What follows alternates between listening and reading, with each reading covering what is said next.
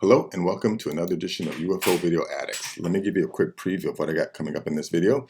The first are a couple videos from TikTok. I got this one here of a craft that was taken by the International Space Station. And then I have this one here of Robert Dean, who was a high-ranking military official in Europe. I think he had like a cosmic top secret clearance, but he admits that he's, violating his, one of his oaths and revealing this information. And I got a couple videos of these dead aliens. I got this one here, found dead in the snow. And I also have this one here of this little tiny one. This guy is like maybe a foot and a half tall. And yeah, this one was supposedly debunked. They said that these two guys made this creature using chicken bones and chicken skin, which is ridiculous. Also have this video here that was submitted by Rusty Shackerford of a craft that was seen flying over I think this is the Giza Pyramid, and you also see another small craft shoot out of it and go in the opposite direction. I got a couple from Reddit here. This one is, I believe, NASA, and on the big screen they show what looks to be a bunch of craft exiting our orbit, low Earth orbit. Also have this photo here, which is supposed to be controversial. A lot of people are trying to debunk it, and I think anytime so much effort is put into debunking a supposed fake image, it's most likely because it's real. And then I got this video here. I can't play much of it because actually I'm doing this video for a second time because they're blocking my entire video because of copyright violations from this one. But this is about these Russian divers that encountered these 9-foot humanoids in Lake Baikal, which is the deepest lake in the world, located in Russia. And and I'm not buying the whole story because they said these divers tried to capture these things with nets. Which, I think that's ridiculous. I have this article here about this retired U.S. Air Force who testified his terrifying alien abduction with tall beings and UFO encounter to Pentagon AARR. This guy named Mario Woods, U.S. Air Force Sergeant.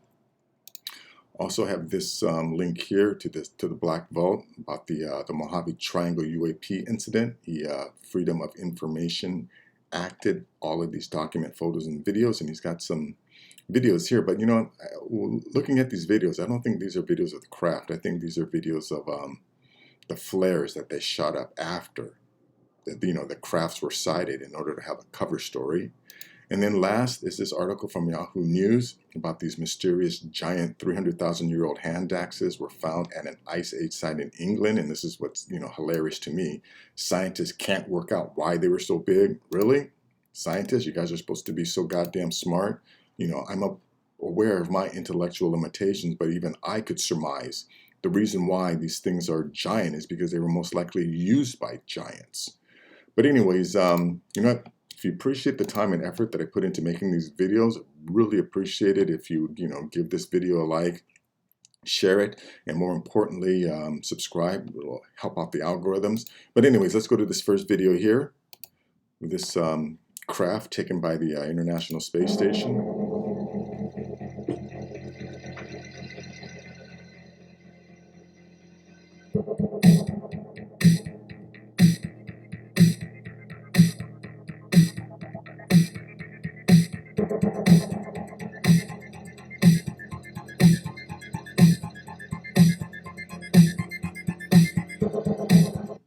You know what? I just realized something here. Looking at this video, there's camera movement.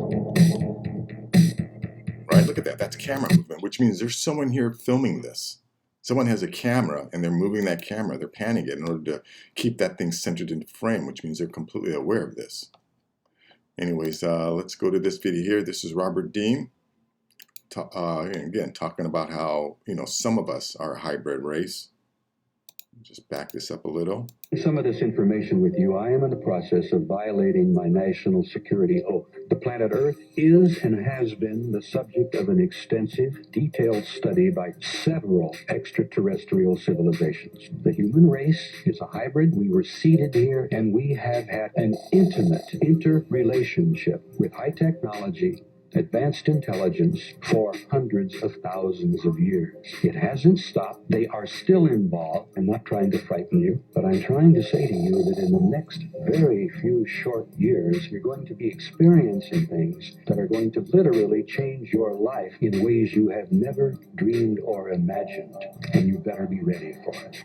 Again, like I said, I don't think we're all hybrid. I think, I think after the Younger Dryas event, right, that this planet was definitely seeded, because from my understanding, most of the human race that was on this planet during that time got wiped out. So, and that was what, 12,800, 11,600 years ago.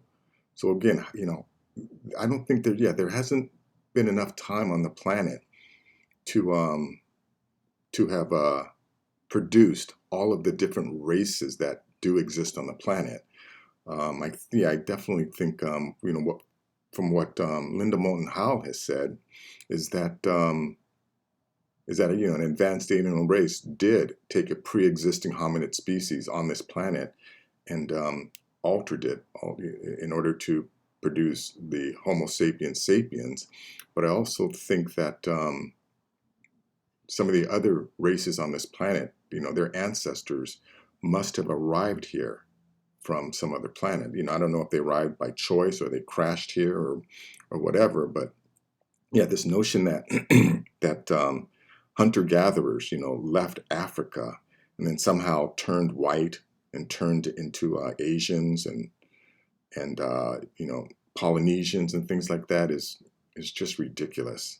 Again, because there's just not enough time to develop all the variety of races that we do have, and the fact that some races don't sunburn and some races do sunburn, lends me to believe that we didn't all develop from a single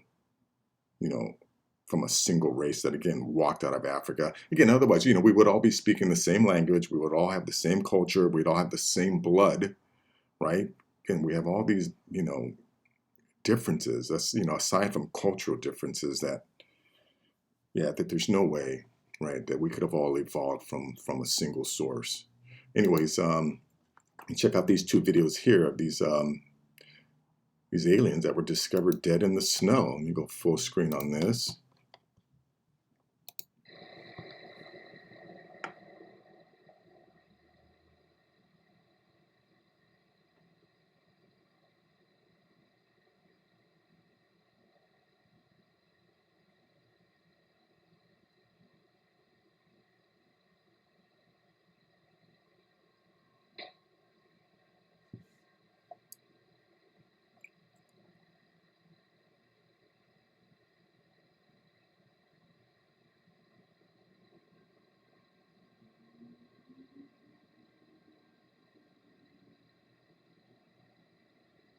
Yeah, look at that face.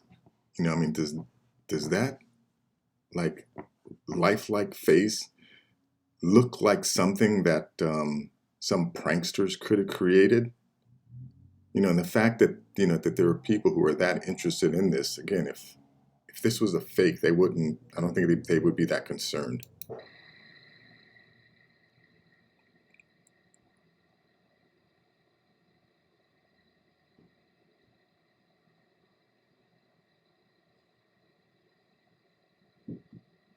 Another thing, no reproductive organs, which is most likely because these things are clones.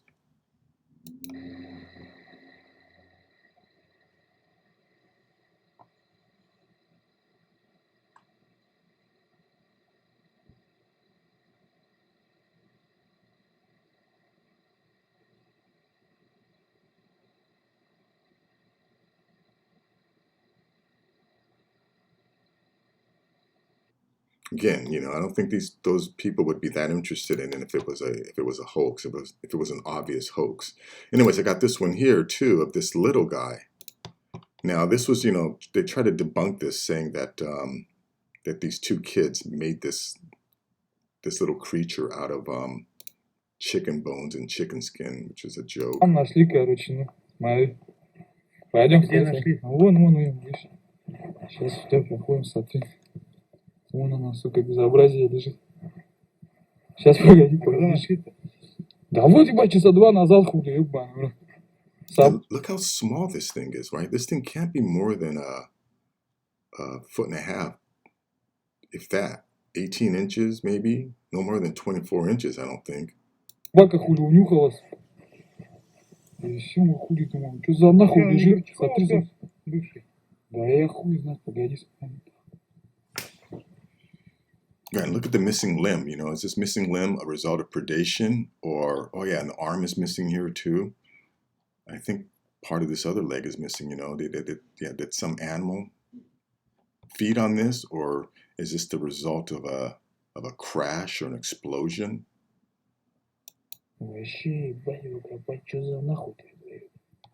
Ну, понятно, что дохлый. Дохляк, короче, лежит. Она не наша планета. Полнейший дохлеть. Инопланетяне.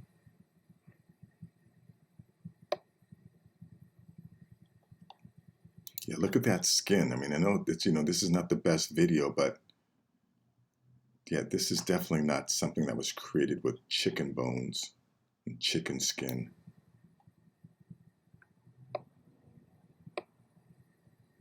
Ноги хули нету, ебаный. Грызли, наверное. Вообще, как это ебать тень. Непонятная. Она уже, наверное, с неделю лежит, наверное, тут. Ну, Если не больше.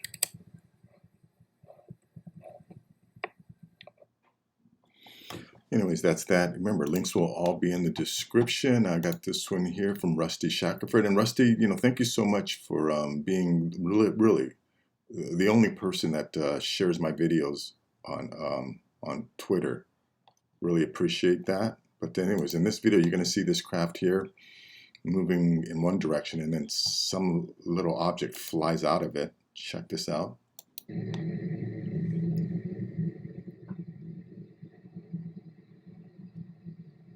This is so cool.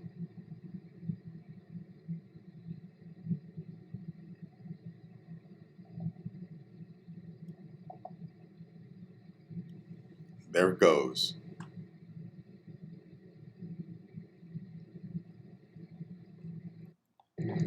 Oh, interesting. That's, I don't think we'll need to see that again. Link will be in the description.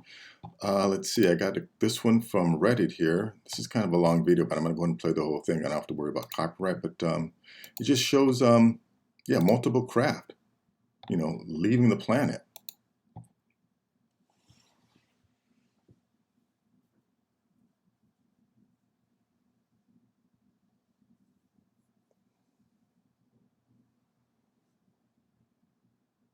Discovery CIC, how do you hear? Roger, we read you 5 square, copy. Roger, we hear you loud and clear. For the upcoming mode 34, at step 33, we want you to roll the Cirrus gimbal to plus positive 30 degrees prior to MPC execute. Press.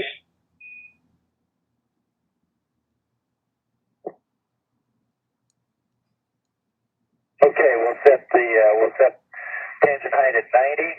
Now, roll plus 30 degrees on the gimbal before we started running. Roger, that'll protect you from the ram. Understand.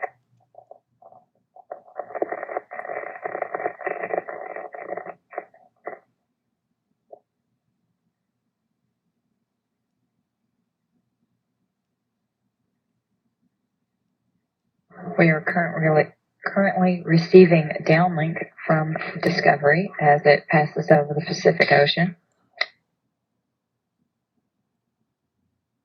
Once again, the Cirrus is part of the AFP 675. The problems that have occurred with the 2 tape recorders on AFP 675 have had no impact on Cirrus. Cirrus is performing quite well. The community, the payload community working with that particular instrument is very happy with the data that they've received.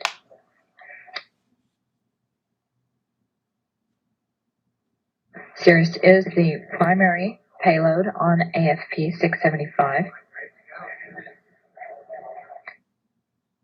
The recorders in question are related to the secondary payloads, specifically the FAR UV, which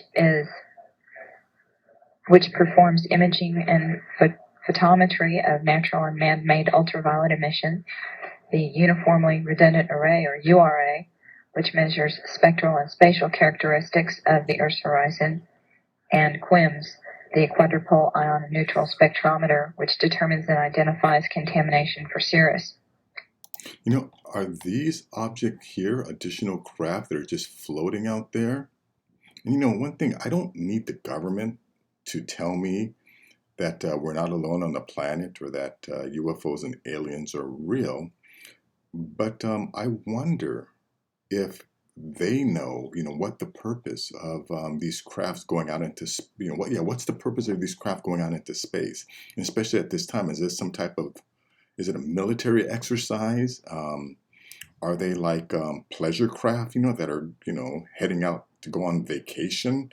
Or, are they heading into space to avoid something or to perform a function?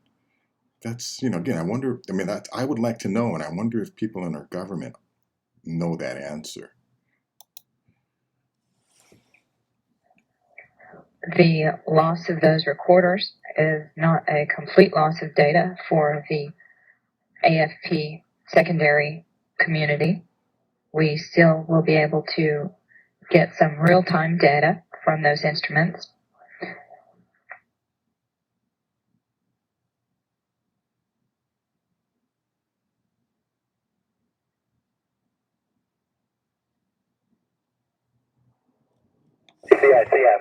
Yeah, anyways, that's that. Again, I wonder, if their society is somewhat similar to ours in the sense that, not everyone, within our society is qualified to fly a jet plane or to fly a commercial craft.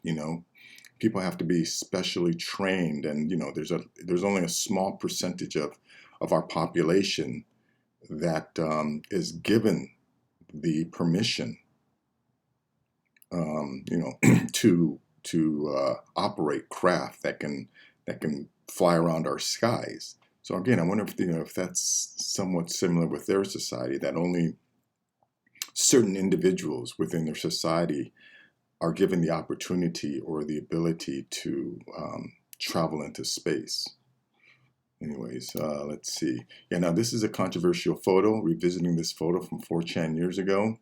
And, since, again, this is one of those images I've never seen before.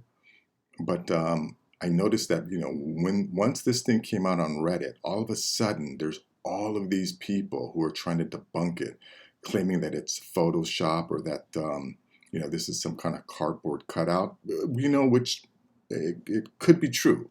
You know what I mean? I'm a person that's always open to being wrong, but doing these videos for as long as I've been doing them, or I guess not just doing these videos, but looking for this type of footage, or this looking into this subject matter, I've come to learn that any time extra effort is put into trying to debunk an image, that it's most likely because it's real, right? Because again, why would anyone waste any? If a photo was actually a hoax or a fake, why would anyone need to spend so much time and effort trying to convince people that it isn't real? Again, unless it was real, because again, I've been, before YT took down my original channel, I had, put up, close to 1,000 videos. So I've looked at a lot of this stuff, and it's just, there's too much effort put into debunking it for it to not be real. Anyways, now this video, I can't play any of it because I had to redo this one because of copyright violations. But in this, it's a story about these Russian divers who went down to Lake Baikal, which is the deepest lake in the world, in Russia, and they supposedly encountered these 9-foot tall aquatic humanoids, with these some kind of hood over their heads. And one of the scientists that is talking about this is claiming like they didn't have any type of life support system on, and and another guy is saying that that these are extraterrestrials. Again, where is it? This guy here is saying, these are extraterrestrials, which is just so ridiculous, right? That would be like, if someone walked into your home, right, and they observed you waking up from your home, cooking in your home, cleaning your home, lounging around in your home, and assuming that, you're there to visit as opposed to living there. But this is all part of the brainwashing, where we're constantly distracted or led away from the idea that that we're not alone on the planet. And I question myself. I don't understand how for years I was stupid enough to believe that all of these were visitors. Now, no doubt we definitely have some that are visiting, right? Because there's just there's too much, the possibilities it's too great for us not to be visiting.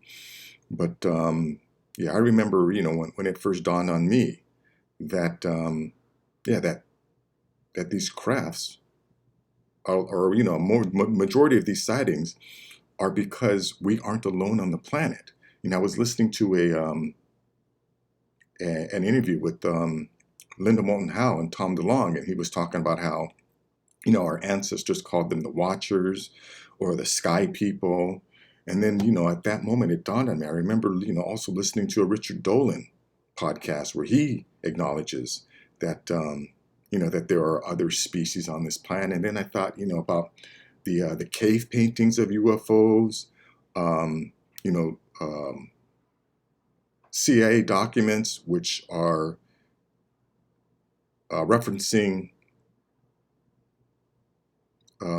testimony from Greek soldiers, that were seeing luminous objects in the sky, and then the airships in the 1800s, the Foo Fighters in the 1940s. And I realized, that that these things have always been here, and and we've never been alone, and that this whole idea that they keep pointing our attention, out into space, is because they don't want us to know that we aren't alone on the planet. But anyways, let me go to this other article here. Now, this is about this retired U.S. Air Force testified as terrifying alien abduction with tall beings. It says, in the 1970s, Mario Woods, a U.S. Air Force sergeant stationed at Ellsworth Air Force Base in South Dakota, had a terrifying encounter with a UFO. This particular incident unfolded something that would forever change Woods' perspective. Along with his captain team leader, Michael Johnson, Woods witnessed a large luminous object floating above the ground, emitting a dazzling light. This incident, known as the Ellsworth UFO case, was featured in the second season of Unidentified Inside America's UFO Investigation. Woods is considered a witness and experiencer of the event related to the Ellsworth UFO case. The encounter described by Mario Woods is just one of the many reports studied by Lou Elizondo, a former Pentagon official who investigated UFO encounters.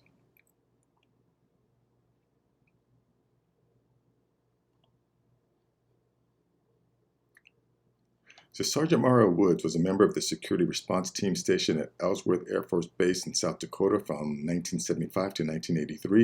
In 1977, at around 10:45 p.m., Woods and his team received a serious alarm from the launch control officer indicating a breach of the exterior alarm at a missile silo codenamed November 5. Acting swiftly, Woods informed his team leader, Michael Johnson, about the situation.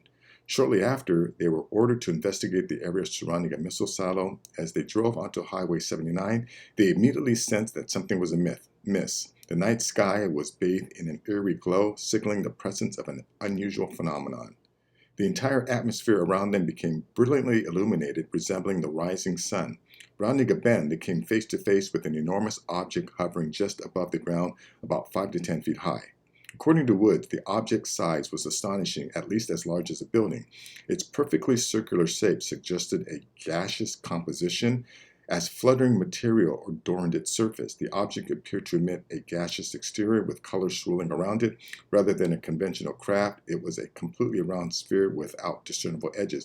Yeah, I've posted a video of some guy driving through Russia in the snow, and he actually got a video of an object that sounds exactly like this. Yeah, gaseous composition as fluttering material adorned its surface. It says, as they observed the UFO, Woods and Johnson experienced an overwhelming change in the atmosphere inside their truck. The air became thick and difficult to breathe. Woods noticed that Johnson was frightened and unresponsive while staring ahead. Woods suspected that Johnson's behavior was related to the UFO they were witnessing. Anyways, that's that. I don't want to read the whole thing. Let me get through these other links here. This is from John Greenwald's The Black Vault of the Mojave Triangle UAP. He apparently Freedom of Information some of the documents and the video. But you know what? I was watching this video and I noticed this isn't, I don't think this is of the craft, of the actual craft. I think this is of the, that the flares, they shot up so that they could have a cover story for it. Because look at, you see these smoke trails, right? These smoke trails are a result of, flares that are falling down.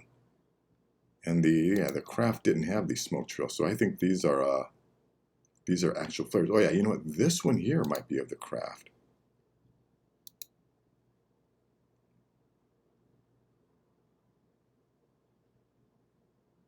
Yeah, see now this one I think is of the craft. Notice there's no smoke trails on this one. Come on, John would have noticed that. Again, I'm of the belief that Greenwald is part of the team, I guess you could call him, that's tasked with,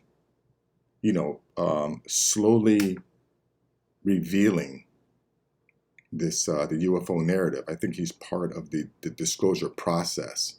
Because I called into one of his podcasts, or did I call in, or no, maybe I put it in the chat. I don't remember exactly. But anyways, I had mentioned, how that we're not alone on the planet, and a lot of these crafts originate from the planet. And he's like, no, there's not enough data to make that determination, which is ridiculous, because I'm positive, right? He knows a lot more about this, or he has access to a lot more information than I do, right? Because he's been, he's had this Black Vault site up for a while.